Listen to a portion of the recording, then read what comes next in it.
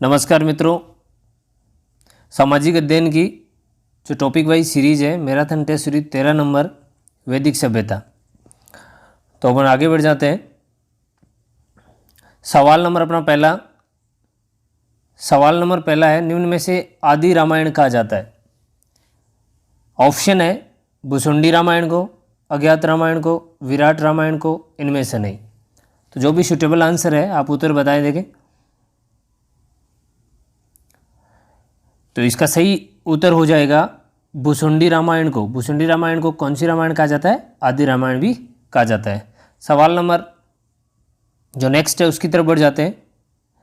अपना अगला सवाल है, गायत्री मंत्र में कितने अक्षर होते हैं? या कह की जगह में कर लेंगे। गायत्री अक्षर में कुल कितने अक्षर होते हैं? 10, 12, 18, 24। बताओ, आसान सा सवाल है। तो अपना सटीक आंसर क्या हो जाएगा? 24। गायत्री मंत्र में कितने अक्षर होते हैं? 24 अक्षर होते हैं। अगले सवाल की तरफ बढ़ जाते हैं। निम्न में से समाज की प्रमुख विशेषता है। समाज की प्रमुख विशेषता क्या है? तो पहला है समाज अमूर्त है, समाज में पारस्परिक जागरूकता है, समाज में सहयोग व संघर्ष होता है, या सभी कथन सत्य हैं। बताओ देखें। तो इसका आंसर क्या हो जाएगा? सभी कथन सत्य हैं। यानी समाज अमूर्त भी है, पारस्परिक जागरूकता भी है समाज में, और सहयोग और संघर्ष भी होता रहता है। अगले सवाल की तरफ बढ़ जाते हैं। वर्ण व्यवस्था का सर्वप्रथम उल्लेख मिलता है। जो वर्ण व्यवस्था है इसका सर्वप्रथम उल्लेख कहाँ मिलता है? तो ऑप्शन ए क्या है? ऋग्वेद के 5वें मंडल में, ब ऋग्वेद के 10वें मंडल में, स ऑप्शन क्या है? ऋग्वेद के 8वें मंडल में, या इनमें से नहीं। या तो इन तीन ऑप्शन में से है या इनमें से नहीं। कौन सा ऑप्शन है? तो बताइए देखें। इसमें अपना उत्तर हो जाएगा ऋग्वेद के 10वें मंडल में। क्या उत्तर है? ऋग्वेद के 10वें मंडल में वर्ण व्यवस्था का सर्वप्रथम उल्लेख मिलता है। अगले सवाल की तरफ बढ़ जाते हैं। सवाल नंबर 251, संस्कार शब्द का सामान्य अर्थ है। तो सीधा सा प्रश्न है। तो इसमें ऑप्शन दिए गए हैं, शुद्धिकरण प्रक्रिया, अशुद्धिकरण प्रक्रिया, शिक्षित होने की प्रक्रिया, या सभी। यानी संस्कार शब्द का सामान्य अर्थ है, बताओ। तो इसका अपना आंसर हो जाएगा शुद्धिकरण प्रक्रिया। यानी शुद्धिकरण की प्रक्रिया को ही क्या कहा जाता है? संस्कार कहा जाता है। आगे बढ़ जाते हैं। सवाल नंबर 252। सवाल क्या कह रहा है देखेंगे। जन्म होने के बाद बालक का पहला संस्कार होता है। जब बालक पैदा होता है तो उसका सबसे प्रथम जो संस्कार किया जाता है वो कौन सा किया जाता है? बताओ देखिए। नामकरण, जातक्रम, निष्क्रमण, पुष्पन। ये तो आपने देखे होंगे ना, ऐसी प्रक्रिया तो हमारे समाज में होती रहती है। तो बताओ देखिए कौन सा आंसर हो जाएगा? इसमें होता है सबसे पहले जातक्रम संस्कार। कईयों के दिमाग में नामकरण संस्कार भी आ रहा होगा, लेकिन सटीक आंसर क्या है? जातक्रम संस्कार होता है। अगला सवाल देख लेते हैं।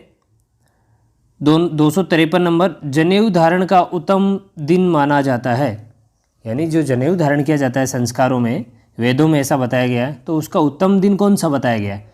सोमवार, रक्षाबंधन के दिन, या दीपावली के दिन, या तीज के दिन? बताओ देखें। ये भी अपने समाज और परिवार में होने वाली क्रियाओं में शामिल है। तो जनेऊ धारण का उत्तम समय जो माना जाता है वो रक्षाबंधन को माना जाता है। अगर आपको इनके आंसर आ रहे होते हैं तो आप कमेंट बॉक्स में इनके सटीक आंसर देखिए, कमेंट बॉक्स में कमेंट करके भेज दें। आगे का प्रश्न है, इसमें नोट भी दिया हुआ है, देखो। 253 में जनेऊ धारण के बाद द्विज कहते हैं बालक को। यानी जब बालक का जनेऊ धारण हो जाता है तो उसके बाद बालक को क्या कहा जाता है? द्विज कहा जाता है। अगले सवाल की तरफ बढ़ जाते हैं। सवाल नंबर 254, एकाकी परिवार बनने का प्रमुख कारण है। यानी जो एकाकी परिवार है, संयुक्त परिवार टूटकर एकाकी परिवार बन रहे हैं, इसका प्रमुख कारण क्या बताया गया है? जनसंख्या वृद्धि, स्वतंत्र रहने की इच्छा, पाश्चात्य संस्कृति का प्रभाव, या सभी ऑप्शन सही है? बताओ देखिए आंसर। बिल्कुल सीधा सा क्वेश्चन है, सीधा सा प्रश्न है और सीधा ही आंसर है। बताओ। तो इससे अपने सारे ही ऑप्शन सही हो जाएंगे। जनसंख्या वृद्धि भी कारण है, स्वतंत्र रहने की भी इच्छा रहती है, और पाश्चात्य संस्कृति भी अपना प्रभाव छोड़ रही है एकाकी परिवार बनने के कारणों में। आगे बढ़ जाते हैं।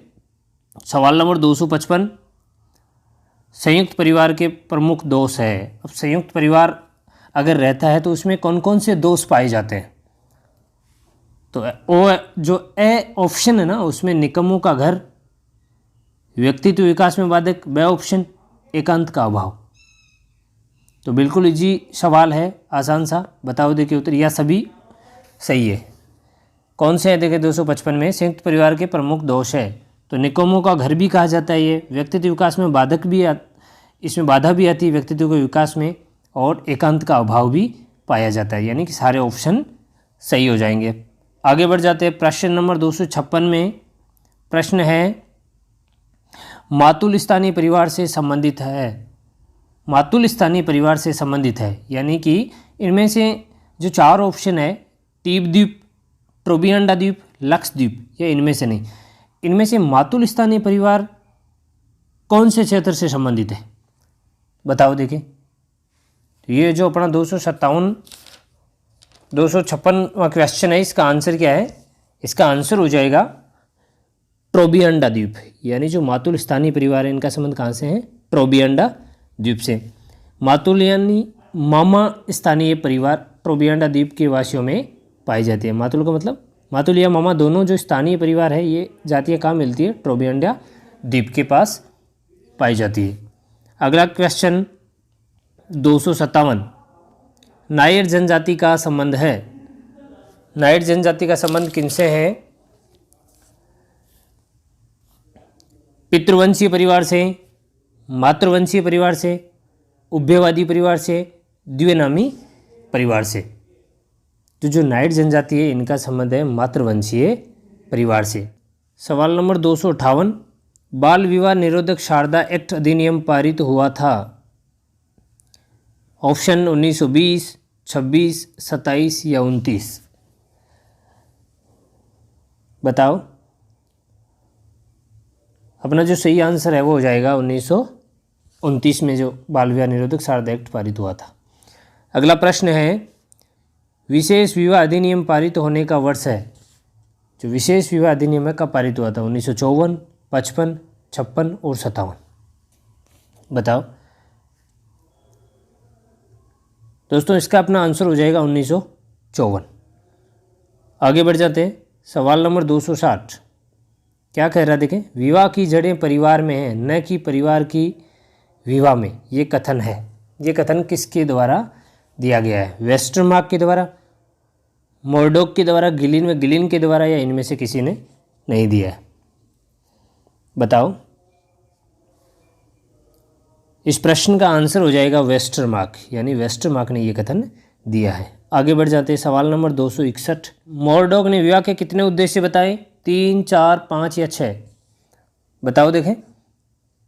तो इसका जो उत्तर है वो हो जाएगा, मोरडॉक ने विवाह के 3 उद्देश्य बताए हैं, जबकि गिलिन ने विवाह के कितने उद्देश्य बताए? 5 उद्देश्य बताए हैं। आगे बढ़ जाते हैं। प्रश्न नंबर 262, प्रश्न क्या कह रहा है? निम्न में से गोत्र बहिर्विवाह का उदाहरण है। गोत्र बहिर्विवाह का उदाहरण है तो बताओ देखो, लुसाई जनजाति में है, कुकी जनजाति में, या दोनों में नहीं है?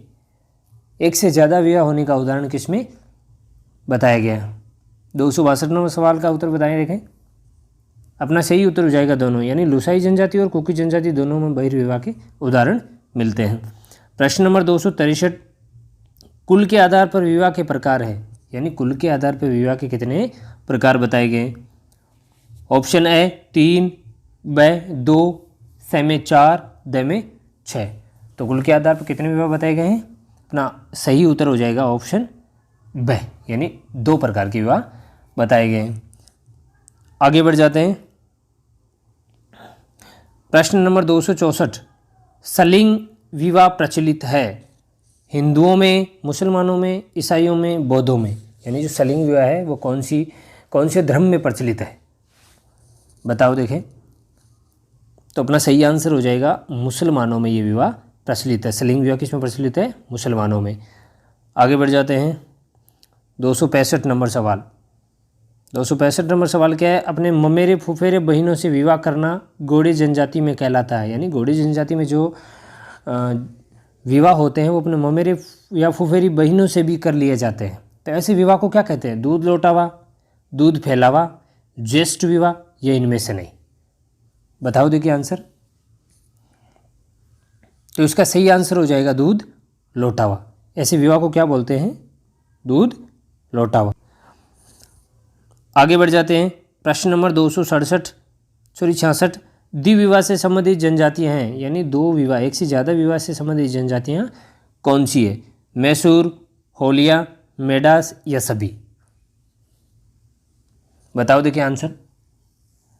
इसका उत्तर हो जाएगा सभी जनजातियां द्विविवाह से संबंधित है।